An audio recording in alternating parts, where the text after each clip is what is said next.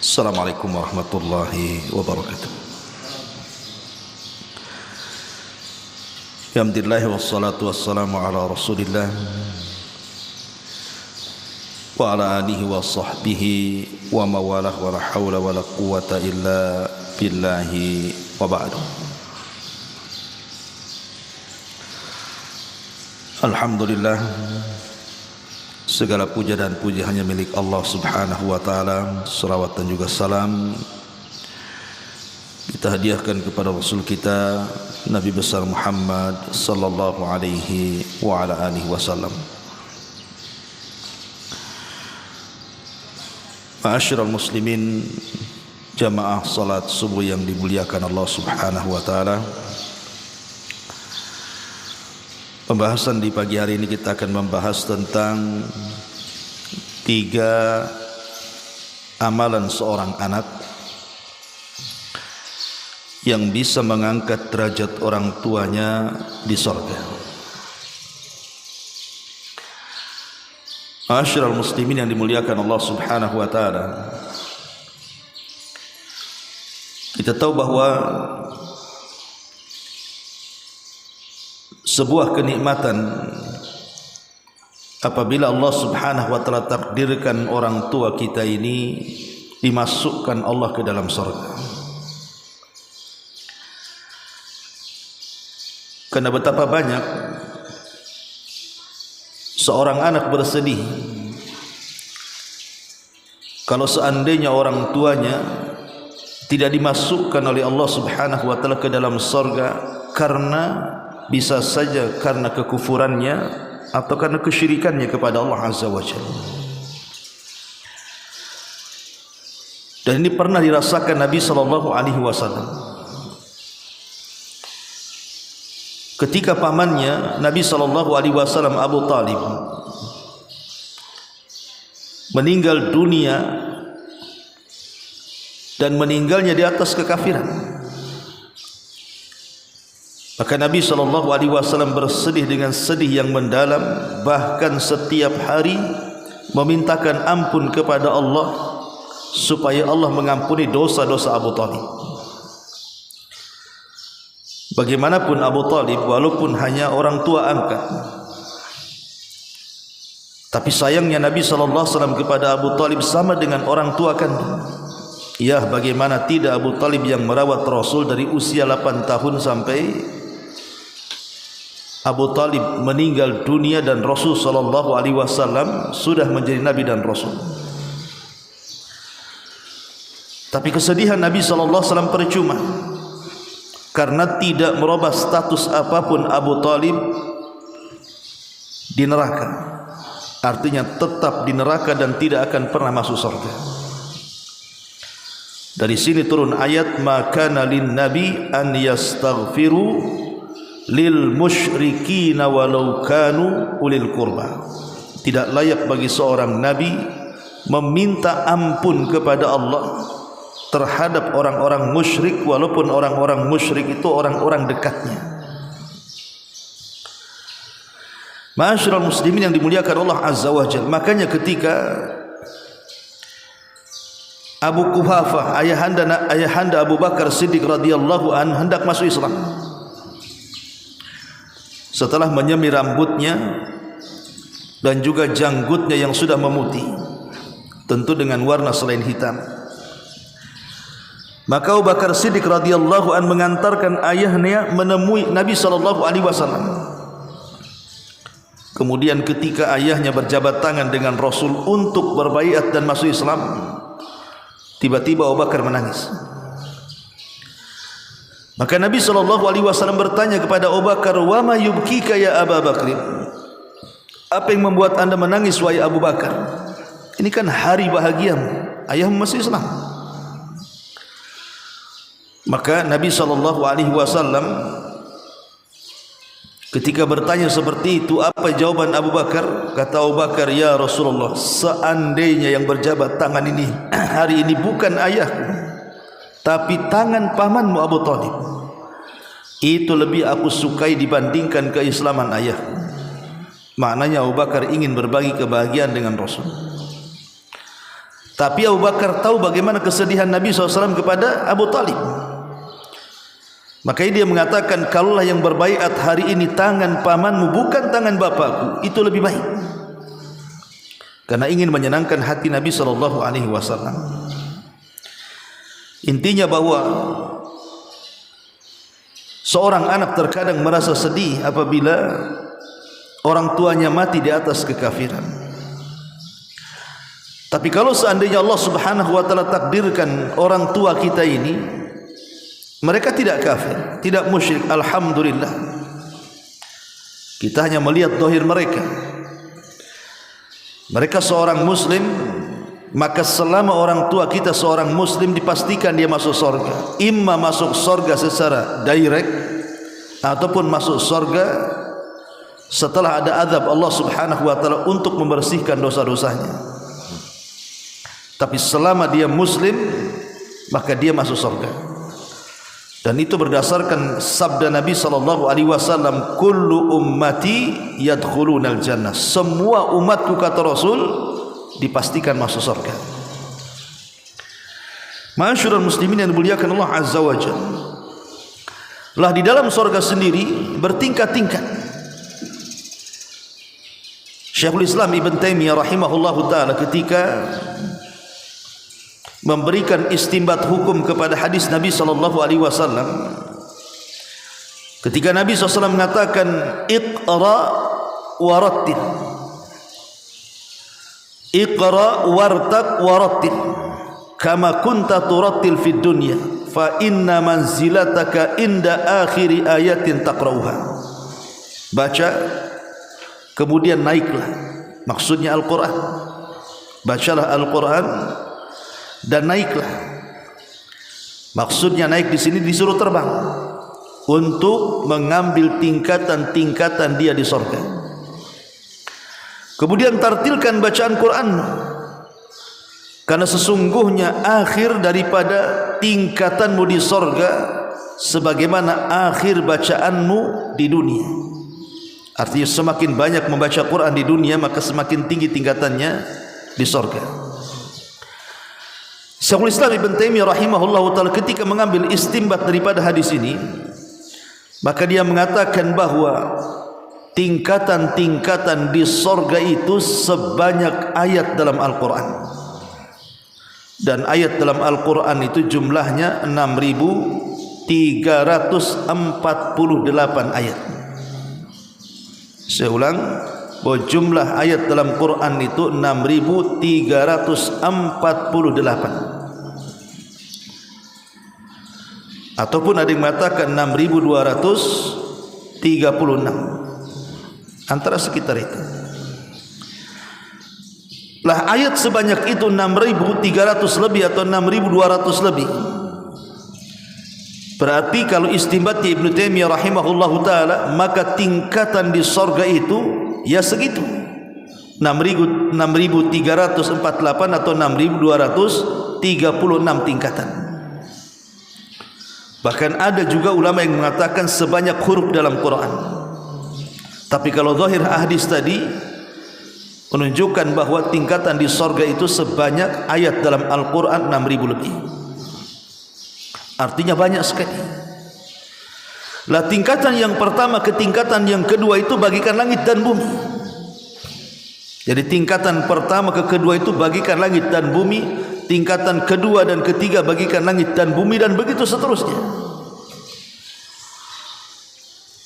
Lah ada orang-orang tua kita,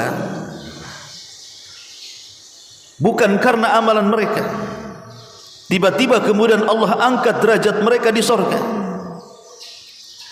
Kenapa kemudian mereka diangkat di surga? Karena amalan anak-anaknya di dunia yang saleh.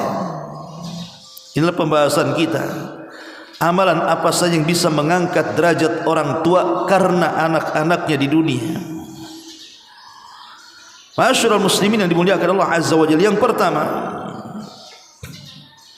istighfar seorang anak kepada orang tua. Jadi semasa hidupnya seorang anak ini terus memintakan ampun akan dosa-dosa orang tuanya. Disebutkan dalam hadis yang dikeluarkan oleh Imam Ibnu Majah, dan hadis ini disahihkan oleh Syekh Albani rahimahullahu taala, dari hadis Abi Hurairah radhiyallahu anhu, Nabi SAW mengatakan, innar rajula la turfa'u darajatuhu fil jannah. Sesungguhnya ada seseorang yang diangkat derajatnya di sorga. Fayaqul, dia mengatakan, anna hadha ya Rabb, aku tidak pernah banyak beramal di dunia, kenapa kau angkat derajatku di sorga? Fayuqalu, maka dikatakan kepadanya, bistighfari waladaki lak, itu karena istighfar anak-anakmu kepadamu. Dari sini kata para ulama, bagaimana rahmat Allah Subhanahu wa taala dan keutamaannya, di mana Allah jadikan sebab terangkatnya derajat orang tua itu disebabkan banyaknya anaknya ketika di dunia beristighfar untuk orang tua yang sudah meninggal. Maka ini sebagai pelajaran bagi kita, kalau seandainya orang tua kita sudah meninggal dan kita pastikan mereka meninggal di atas Islam, karena tidak ada kesempatan lagi birrul walidain di dunia, maka teruslah mintakan ampun untuk dosa-dosa orang tua kita, karena istighfarnya kita seorang anak kepada orang tua bisa mengangkat derajat mereka di surga. Ini yang pertama. Ma'asyiral muslimin yang dimuliakan Allah Azza wa Jalla. Yang kedua, bacaan Al-Quran. Disebutkan dalam sebuah hadis dari Muadz ibn Anas al-Juhani radhiyallahu anhu, Nabi sallallahu alaihi wasallam bersabda, man qara'al Qur'ana wa amila bima fihi albasa walidahu tajan yaumal qiyamah daw'uhu ahsanu min daw'i syamsi fi buyutid dunya law kanat fikum fama dhannukum billadhi amila bihadha. Kata Nabi SAW dari Muadz bin Anas al-Juhani radhiyallahu an, dia bersabda, siapa yang menghafal Al-Quran dan berusaha untuk mengamalkan apa yang ada dalamnya, maka kelak akan dipakaikan kepada orang tuanya mahkota pada hari kiamat di sorga. Cahayanya lebih indah dari cahaya matahari. Bagaimana kira-kira pahala bagi orang yang mengamalkan itu sendiri? Hadis ini meskipun ada sebagian ulama yang melemahkan, seperti Syekh Albani rahimahullahu taala melemahkan hadis ini, akan tetapi ulama ahli tahqiq ada juga yang menghasankan karena banyaknya jalan, sehingga kemudian hadisnya terangkat menjadi derajat hasan li ghairihi. Artinya bisa dipakai karena saling menguatkan satu riwayat dengan riwayat yang lainnya, sehingga terangkat dari dhaif menjadi hasan. Tapi kandungan ayat hadis ini bahwa seorang anak yang menghafal Quran, seorang anak yang menghafal Quran dan berusaha mengamalkannya, maka anak ini kelak pada hari kiamat akan memakaikan mahkota di kepala orang tuanya, dan itu bagian daripada Allah angkat derajatnya.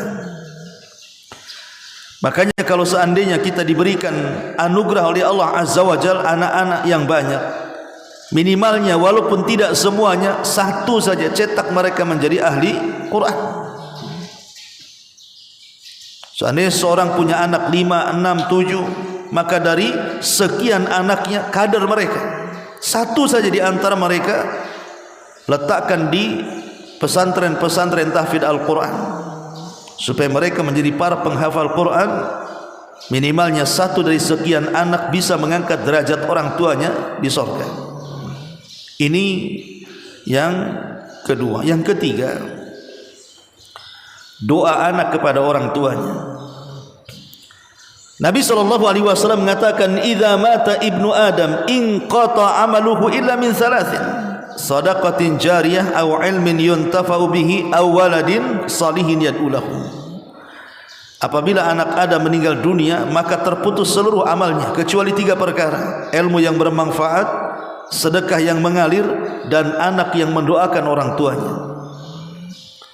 Maka doa seorang anak, apalagi di tempat-tempat mustajab, seperti seorang anak berdoa kepada Allah, ya Allah angkatlah derajat orang tuaku di sorga, dan itu dipanjatkan di waktu-waktu yang mustajab doa, umpamanya sepertiga malam akhir, yang Allah Subhanahu wa taala katakan, man yad'uni fa astajibalah, siapa yang berdoa ku kabulkan. Wa man yas'aluni fa utiya, siapa yang minta ku kasih. Wa man yastaghfiruni fa aghfirlah, siapa yang minta ampun ku ampuni. Dan Rasul juga mengatakan, kedekatan seorang hamba kepada Allah Subhanahu wa taala adalah di tengah malam. Dalam riwayat, kedekatan seorang hamba kepada Allah adalah saat sujud dia. Kalau seorang hamba itu saat di sepertiga malam, kemudian dia solat tahajud, kemudian dia sujud, saat sujud itulah dia berdoa kepada Allah Azza wa Jalla, ya Allah angkatlah derajat orang tua kita kelak di sorga, maka itu salah satu amalan juga yang bisa mengangkat derajat orang tua kita di sorga. Jadi sini ada 3 amalan. Pertama, memperbanyak istighfar untuk orang tua kita. Yang kedua, jadilah para penghafal Quran supaya mengangkat derajat orang tua kita. Dan yang ketiga, berdoalah khususnya di waktu-waktu yang mustajab sepertiga malam, maka itu menjadikan sebab di mana terangkatnya derajat orang tua kita di surga. Ma'asyiral muslimin yang dimuliakan Allah Azza wa Jalla, itu karena amalan orang lain. Seorang anak mengamalkan sesuatu, kemudian orang tuanya terangkat derajatnya. Tapi di sana ada amalan-amalan yang kita lakukan sendiri, yang itu bisa mengangkat derajat kita di surga. Seperti umpamanya salat. Salat itu adalah amalan yang menjadikan Allah angkat derajat kita di surga. Kemudian yang kedua, melangkahkan kaki ke masjid. Kemudian yang ketiga, husnul khuluq, berusaha untuk baik akhlak. Kemudian yang keempat, ifsa'us salam, menyebarkan salam. Kemudian yang kelima, as-salatu ala nabi, salawat kepada Nabi sallallahu alaihi wasallam. Kemudian yang keenam, ta'widul lisan, al-kalamut thayyib, membiasakan lisan ini untuk mengucapkan kalimat santun. Kemudian yang ketujuh, qiyamul lail. Kemudian yang kedelapan, al-ishtighalu bi dzikrillah, berusaha untuk menyibukkan dengan zikir kepada Allah Subhanahu wa taala, dan banyak lagi amalan-amalan yang menyebabkan terangkatnya derajat kita di surga. Inilah di antara 3 amalan yang Nabi sallallahu alaihi wasallam arahkan kepada anak-anak saleh supaya menjadikan sebab terangkatnya derajat orang tuanya di surga. Wallahu a'lam bishawab. Mudah-mudahan ada manfaatnya. Subhanakallahumma bihamdika asyhadu an la ilaha illa anta astaghfiruka wa atubu ilaik. Allahu taala alam. Assalamualaikum warahmatullahi wabarakatuh.